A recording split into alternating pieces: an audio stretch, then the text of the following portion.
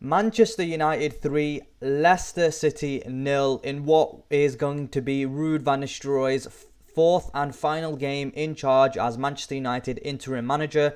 Ruud van Nistelrooy in his 4 games as interim manager has gone unbeaten, which is good for him.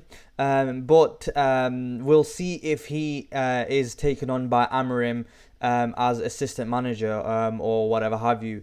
So Manchester United kicked off, and I thought that we started better in the first 20 minutes. We had more possession.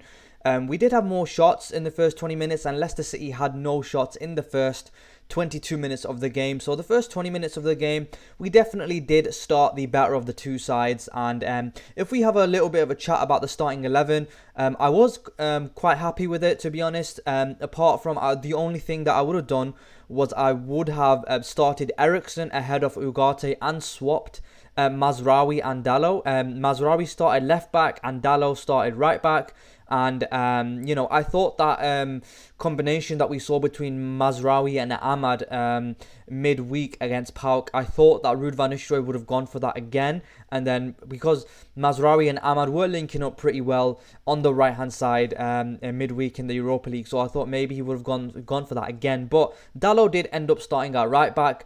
And, of course, I was happy with the team as well because Garnacho wasn't starting and Rashford was starting on the left ahead of him. And I do think that that is our best wing pairing, Ahmad on the right and Rashford on the left as well. Even though I felt like Rashford was a little bit quiet in the game, he only lasted about 57 minutes and he was hauled off for Garnacho in the second half. But Manchester United do grab the first goal in the 17th minute, and it's through Bruno, and it comes to an assist from Ahmad. Manchester United break from a Leicester City corner, and Ahmad chases it down, and it's Leicester's last man. Ahmad chases it down and he heads it, and he wins a throw-in in the end, and that pushes up the Manchester United players and pushes Leicester City back. Mazraoui then plays a throw-in to Bruno Fernandes. He passes it to Ahmad, and then Ahmad backheels it back to Bruno, who curls one in with his right foot from the left-hand side of the box to make it 1-0. And it was a lovely trademark finish from Bruno Fernandes. And, I think Steve Cooper will be annoyed that no one got out to him early enough, as he collects a nice flick from Ahmad and to step onto and curl home low and hard from the edge of the area as well. So it was a really nice goal that we scored. A really good build-up play. I think Amad Diallo especially played a role in kind of chasing down that lost ball, from that Leicester City corner where United clear it, and then Amad chases it down and doesn't allow that Leicester City defender, I forgot who it was, any time on the ball, and he does win a throw-in for his team. So a really good play from Amad again. He did and he grabs an assist as well. Leicester City do have a chance in the 28th minute when Ndidi breaks the offside trap. Dalot is playing him onside, and Ndidi is almost through, but Onana steps out and makes himself big and smothers the ball. Leicester City do have another chance, and Winks has a shot from outside the box. Apart from that, Leicester City didn't really challenge Manchester United too often in the first half. And you know what? Let's have a look at the starting lineup that Ruud van Nistelrooy did field. That's the starting lineup that Ruud van Nistelrooy did go out with.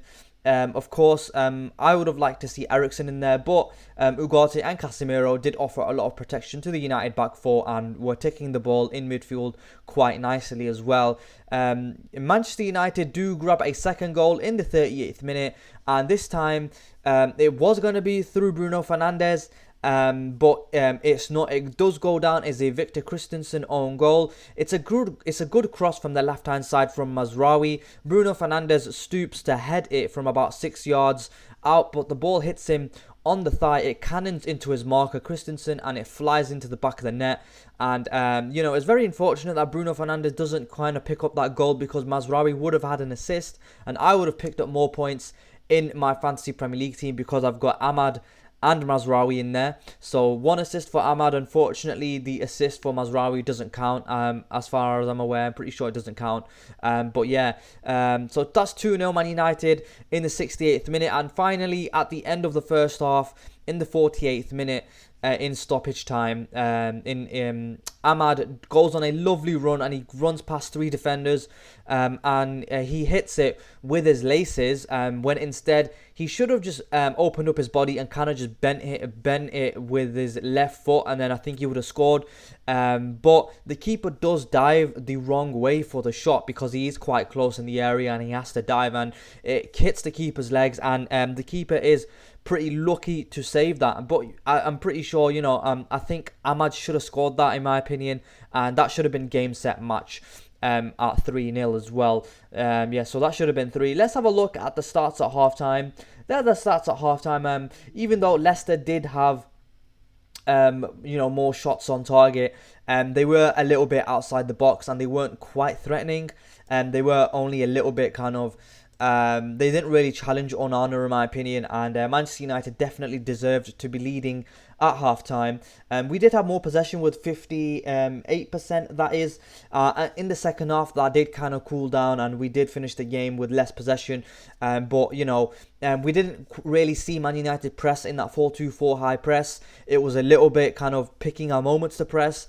And we did kind of sit sometimes in that mid block as well to shut down the space that Leicester were looking to kind of hope to get on the counter attack. So also I have kind of noticed that when Leicester City did drop back into their defensive shape, we kind of looked like out of ideas, and that cutting edge, that cutting pass to cut open the Leicester defence, we were lacking in the first half, in my opinion. Possibly because you've got Casemiro and Bruno in there. Casemiro and Ugarte in there, who aren't necessarily known for that line breaking pass.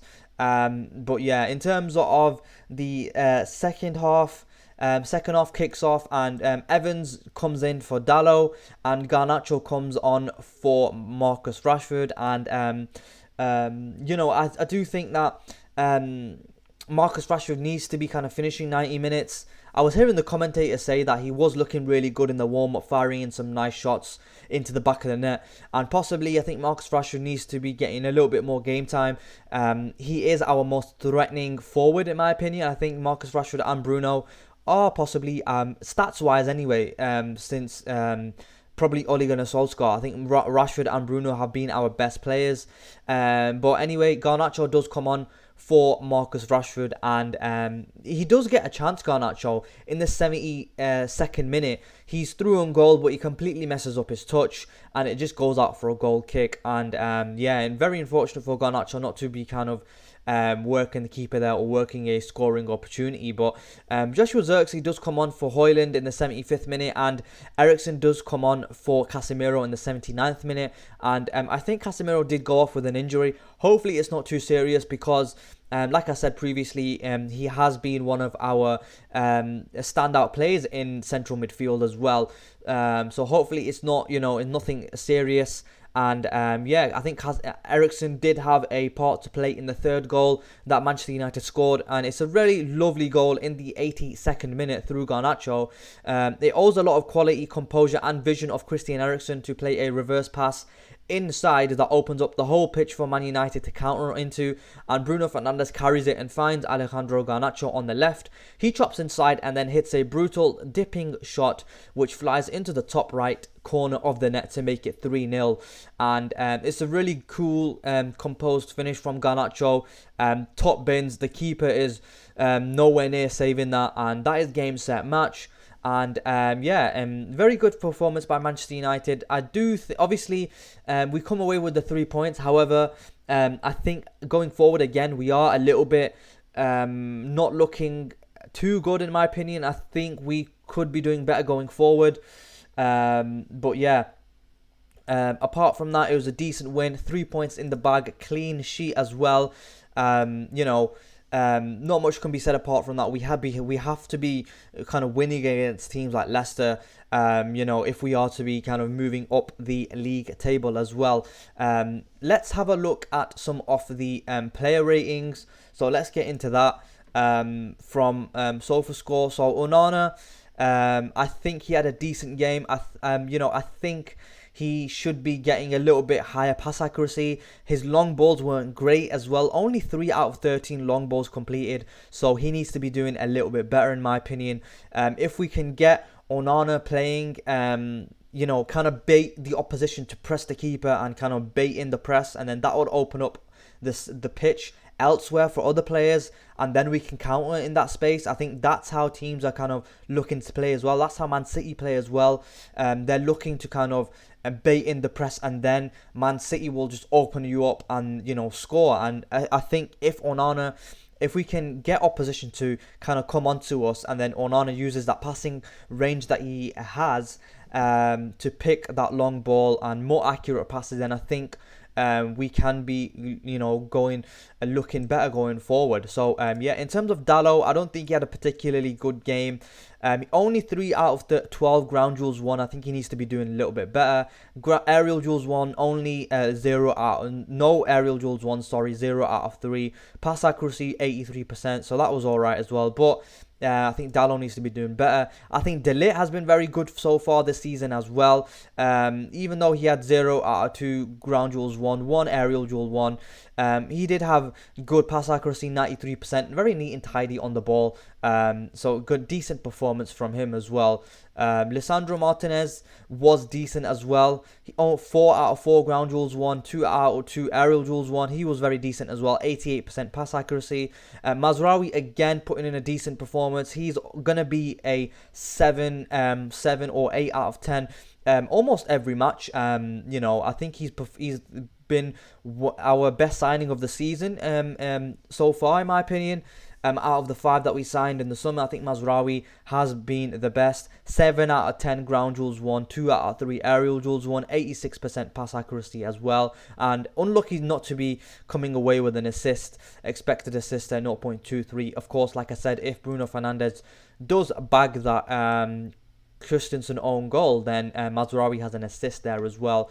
Casemiro, I think he was good as well. 89% pass accuracy. Keeping the ball ticking in midfield, clearing up any dangers and putting out fires with Ugarte as well before they start. 7 out of 16 ground duels won, 2 out of 3 aerial duels won, pretty decent from him. Ugarte as well, I think this was a good performance from him as well.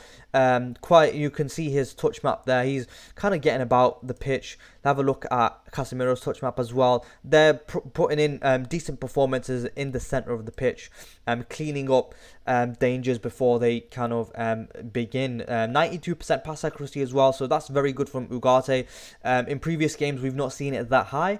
I'm not so sure about his passing map.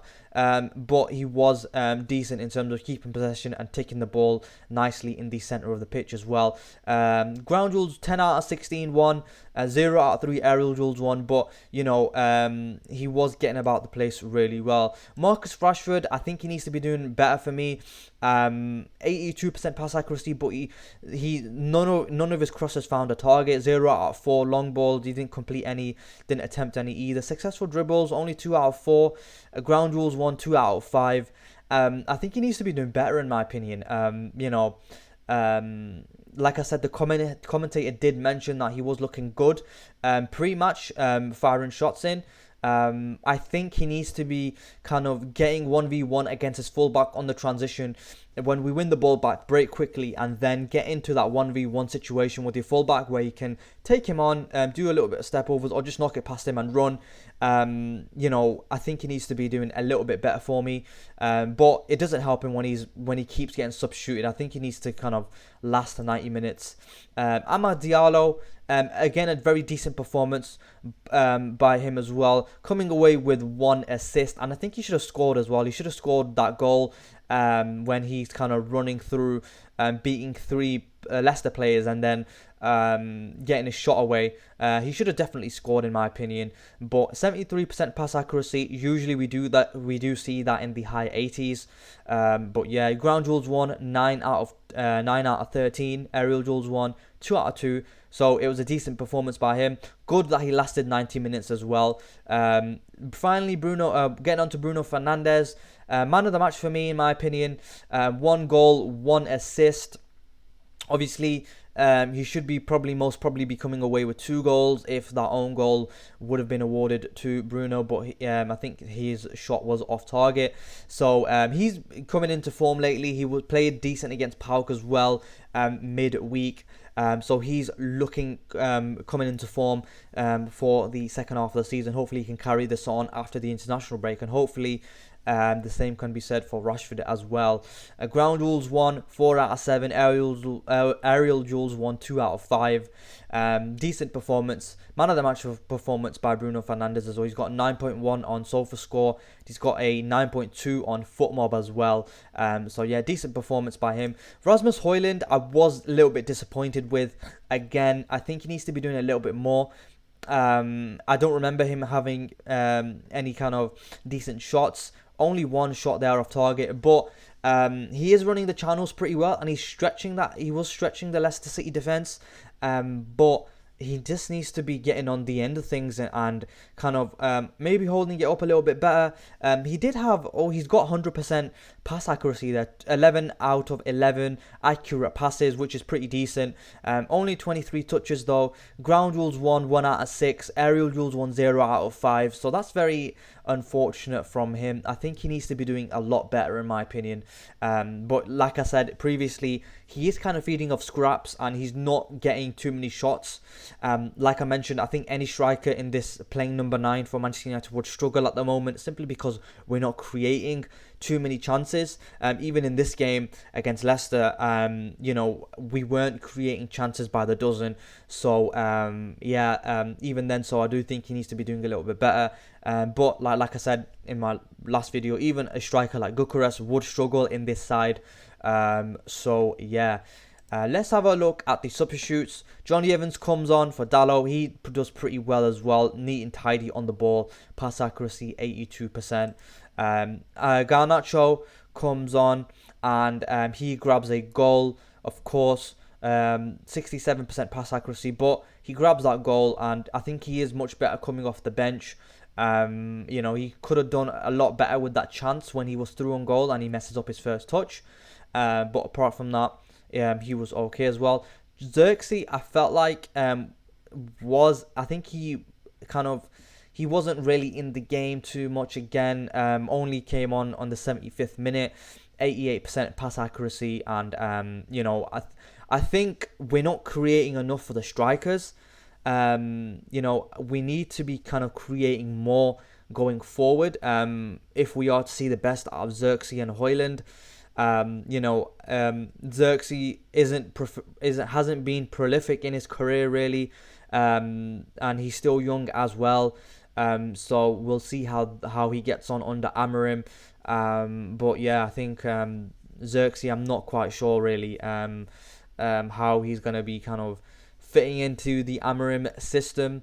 But yeah, like I said, we do need to be creating more chances for our strikers as well. Christian Eriksen, I think he was impressive when he came on,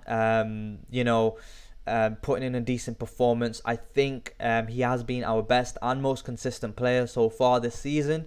I think he has to be starting every game, possibly ahead of Ugarte, I think, or Casemiro. It's difficult to say because that pivot of Ugarte and Casemiro were putting out a lot of fires before they started, and they have looked decent these past couple of games, against Chelsea and against PAOK.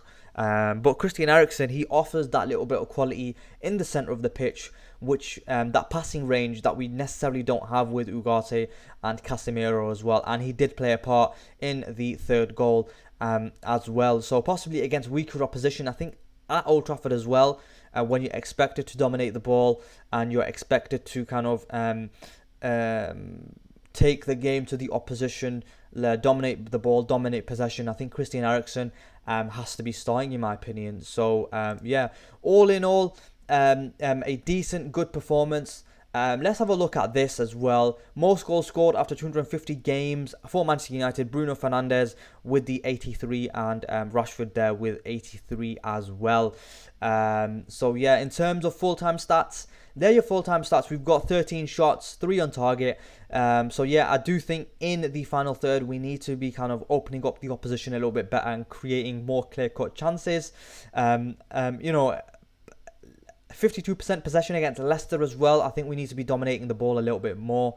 Pass accuracy was okay with 84%. But yeah, all in all, a decent, good 3 points. It's a good send-off for Ruud van Nistelrooy, who has gone unbeaten in his 4 interim games. So I think his first game was in the League Cup against Leicester. We won that 5-2. And then we drew against Chelsea 1-1. And then midweek against PAOK, we beat PAOK 2-0. And now we've beaten Leicester 3-0 as well. So that's 3 wins and 1 draw for Ruud van Nistelrooy in his time as Manchester United interim manager. Personally, I wouldn't take him on. If I was Amorim, it's difficult to say because what Ruud van Nistelrooy has said recently with regards to, it's my ambition to become Manchester United manager one day. He's kind of undermined Amorim before he's even got through the door. So I'm not sure if I would be comfortable in taking him on as an assistant. But anyway, where does that leave Manchester United in the Premier League table? We are 13th with 15 points. We still haven't moved out of the bottom half. I think that the last time we were in the top half was when we won 3-0 against Southampton. I think we moved to 10th place after that game. But we are still in the bottom half of the league. We are currently 4 points away from top 4. Brighton are in 4th position, tied on points with Nottingham Forest, surprisingly in 3rd and 4th position. But Chelsea and Arsenal do play each other later on today, so they're both going to be dropping points. The best result for us could be a draw, and then they would be on 19 points, and then a total of 3 points I think would split 3rd and 11th position. So if Chelsea and Arsenal draw, you're going to have